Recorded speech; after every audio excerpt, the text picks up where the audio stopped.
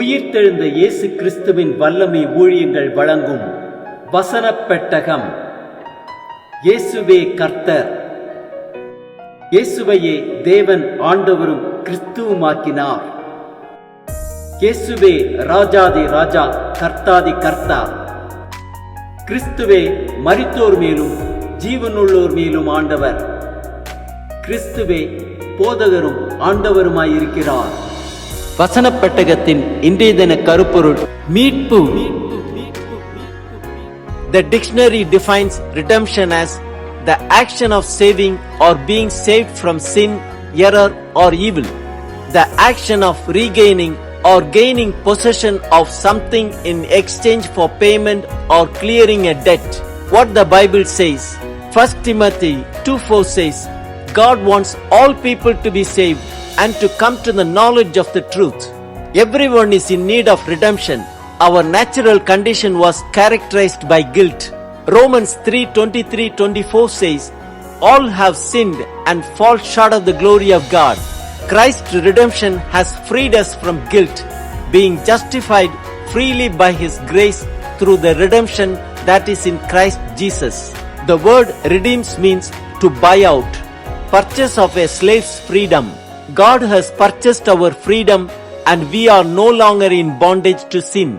Christ's death on the cross was in exchange for our life. Jesus paid the price for our release from sin and its punishment of condemnation to eternal separation from God. Redemption is only possible through the blood of Jesus, that is by His death. The benefits of redemption: forgiveness of sins, righteousness, freedom from the law's curse, adoption into God's family, deliverance from the sin's bondage, peace with God, indwelling of the Holy Spirit, eternal life. Are you under bondage to sin? Jesus Christ has already paid the price for your release from sin and its punishment. Come to the cross and get the redemption freely. God bless you all.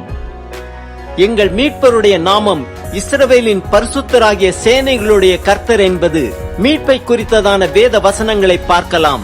யாத்திரையாகமம் 15:13 வாசிக்கிறோம், நீ மீட்டுக் கொண்ட இந்த ஜனங்களை உமது கிருபையினாலே அழைத்து வந்தீர், உம்முடைய பரிசுத்த வாசஸ்தலத்துக்கு நேராக அவர்களை உமது பலத்தினால் வழி நடத்தினீர். உபாகமம் 7:8 வாசிக்கிறோம், கர்த்தர் உங்களில் அன்பு கூர்ந்ததினாலும் உங்கள் பிதாக்களுக்கு இட்ட ஆணையை காக்க வேண்டும் என்பதினாலும் கர்த்தர் பலத்த கையினால் உங்களை புறப்பட பண்ணி அடிமைத்தன வீடாகிய எகிப்து நின்றும் அதன் ராஜாவான பார்வோனின் கையினின்றும் உங்களை மீட்டுக் கொண்டார். சங்கீதம் 111:9 வாசிக்கிறோம், அவர் தமது ஜனத்திற்கு மீட்பை அனுப்பி தமது உடன்படிக்கையை நித்திய உடன்படிக்கையாக கட்டளையிட்டார். அவருடைய நாமம் பரிசுத்தமும் பயங்கரமுமானது. சங்கீதம் 106:10 வாசிக்கிறோம், பகைஞன் கைக்கு அவர்களை விலக்கி ரட்சித்து சத்ருவின் கைக்கு அவர்களை விலக்கி மீட்டார். சங்கீதம் 130:7-8 வாசிக்கிறோம், இஸ்ரவேல் கர்த்தரை நம்பி இருப்பதாக, கர்த்தரிடத்தில் கிருபையும் அவரிடத்தில் திரளான மீட்பும் உண்டு. அவர் இஸ்ரவேலை அதன் சகல அக்கிரமங்களினின்றும் மீட்டுக் கொள்வார். சங்கீதம் 49:15 வாசிக்கிறோம், ஆனாலும் தேவன் என் ஆத்துமாவை பாதாளத்தின் வல்லமைக்கு தப்புவித்து மீட்பார், அவர் என்னை ஏற்றுக்கொள்வார். சங்கீதம் 71:23 வாசிக்கிறோம், நான் பாடும்போது என் உதடுகளும் நீர் மீட்டுக் கொண்ட என் ஆத்துமாவும் கெம்பீரித்து மகிழும். சங்கீதம் 34:22 வாசிக்கிறோம், கர்த்தர் தமது ஊழியக்காரரின் ஆத்துமாவை மீட்டுக் கொள்ளுகிறார், அவரை நம்புகிற ஒருவன் மேலும் குற்றம் சுமராது. யோபு 19:25 வாசிக்கிறோம், என் மீட்பர் உயிரோடு இருக்கிறார் என்றும் அவர் கடைசி நாளில் பூமியின் மேல் நிற்பார் என்றும் நான் அறிந்திருக்கிறேன். ஏசாயா 41:14 வாசிக்கிறோம், யாக்கோபு என்னும் பூச்சியே, இஸ்ரவேலின் சிறு கூட்டமே, பயப்படாதே, நான் உனக்கு துணை நிற்கிறேன் என்று கர்த்தரும் இஸ்ரவேலின் பரிசுத்தருமாகிய உன் மீட்பர் உரைக்கிறார். ஏசாயா 52:3 வாசிக்கிறோம், விலையின்றி விற்கப்பட்டீர்கள், பணமின்றி மீட்கப்படுவீர்கள் என்று கர்த்தர் சொல்லுகிறார். ஏசாயா 43:1 வாசிக்கிறோம், இப்போதும் யாக்கோபே, உன்னை சிருஷ்டித்தவரும் இஸ்ரவேலே, உன்னை உருவாக்கினவருமாகிய கர்த்தர் சொல்லுகிறதாவது, பயப்படாதே, உன்னை மீட்டுக் கொண்டேன், உன்னை பெயர் சொல்லி அழைத்தேன், நீ என்னுடையவன். ஏசாயா 63:16 வாசிக்கிறோம், தேவரீர் எங்கள் பிதாவாயிருக்கிறீர், ஆபிரகாம் எங்களை அறியான், இஸ்ரவேலுக்கு நாங்கள் அறியப்பட்டவர்களும் அல்ல. கர்த்தாவே, நீர் எங்கள் பிதாவும் எங்கள் மீட்பெருமாயிருக்கிறீர், இது பூர்வ காலம் முதல் உம்முடைய நாமம். ஏசாயா 48:17 வாசிக்கிறோம், இஸ்ரவேலின் பரிசுத்தராயிருக்கிற உன் மீட்பராகிய கர்த்தர் சொல்லுகிறதாவது, பிரயோஜனமாயிருக்கிறதை உனக்கு போதித்து நீ நடக்க வேண்டிய வழியிலே உன்னை நடத்துகிற உன் தேவனாகிய கர்த்தர் நானே.